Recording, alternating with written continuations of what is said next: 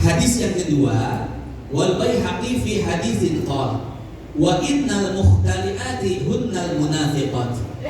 Wanita-wanita yang menghulu suaminya. Kira-kira ibu sudah tahu belum khulu itu apa? Khulu itu membayar suami untuk menceraikan dirinya. Kalau laki-laki ingin menceraikan istri, gampang, tinggal ceraikan saja. Hei istriku, kita cerai, selesai. Tapi istri kalau ingin cerai dengan suaminya, nggak bisa, tetap suaminya yang harus menceraikan. Ya. Nah, jadi buat seorang istri itu agak sulit untuk sebuah perceraian, karena tali perceraian dipegang oleh laki-laki. Cuman ada cara di dalam syariat, ya, yaitu memberikan sesuatu kepada suami agar suami mau menceraikannya. Itu namanya khulu. Misalkan pamajikan geus guluh banget ka salaki. Pokoknya geus guluh dah. Ya. Akhirnya apa?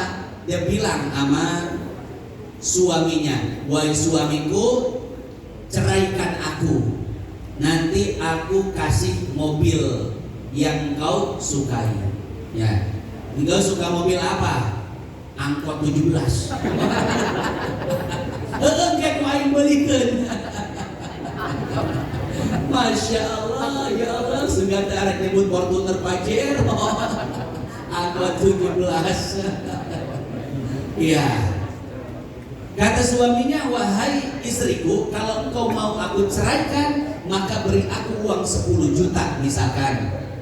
Nah, jadi bisa dimulai dari suami, bisa dimulai dari istri. Kalau dimulai dari suami, seperti tadi suaminya mensyaratkan, kalau engkau ingin aku ceraikan, tanah yang di belakang buat saya. Oke, kata istrinya, itu buatmu. Jadi cerai. Itu namanya khulu.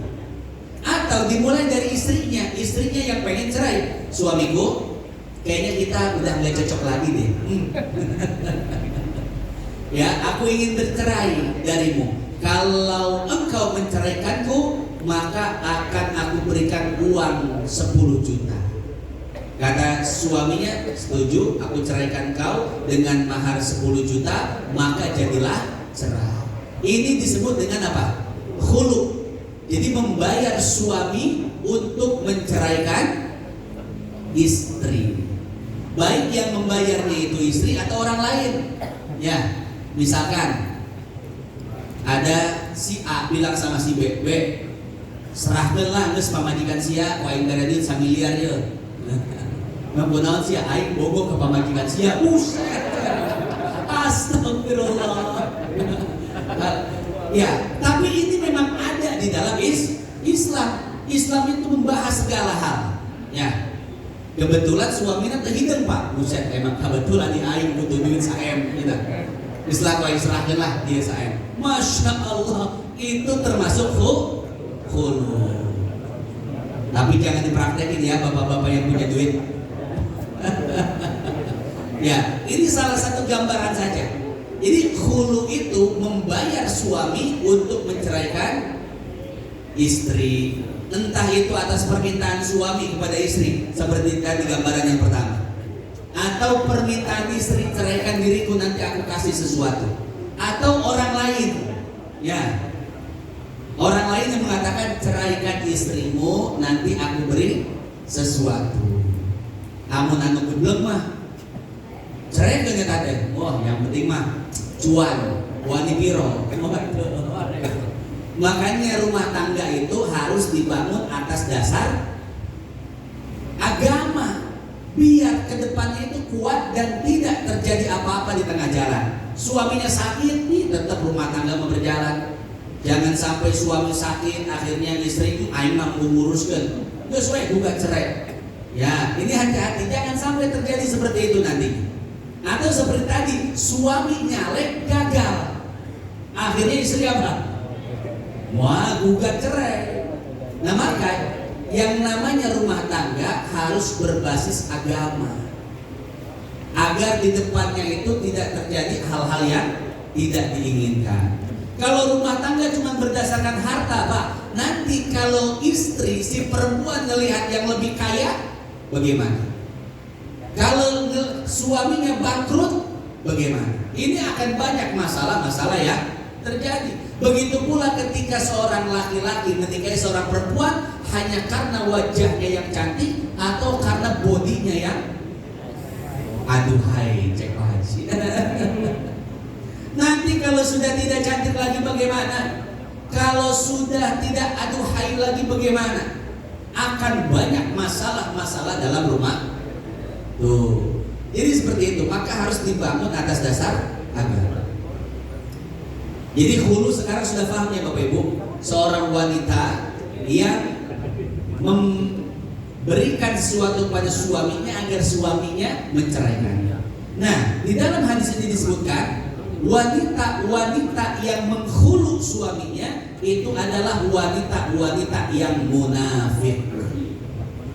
Hati-hati, jangan sampai menghulu suami, jangan sampai membayar suami semata-mata untuk menceraikannya karena udah gak cinta lagi, udah gak betah lagi dan lain sebagainya. Ya, biasanya hulu ini terjadi pada wanita-wanita kaya, Pak.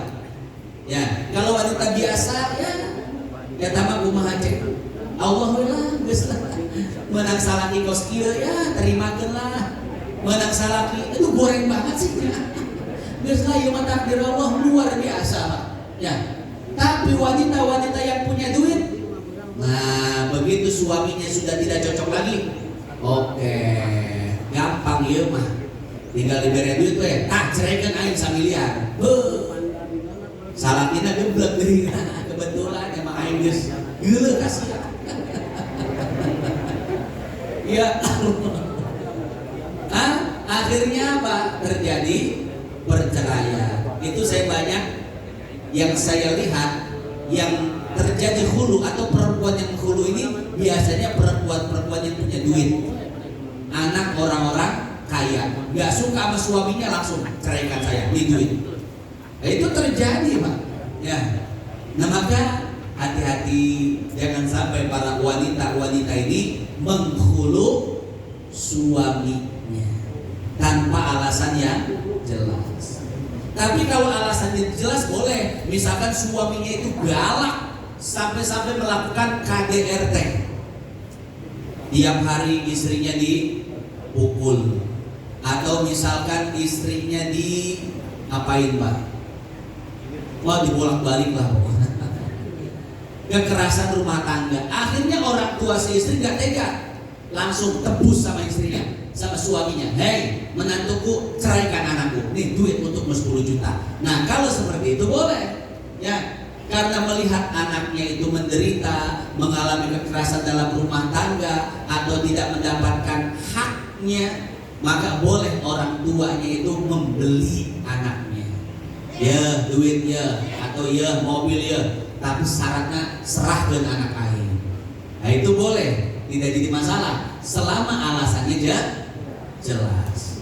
Tapi amun teu pugu-pugu dasar nage kawinnya tadi bang budak duaan anu saling bogoh.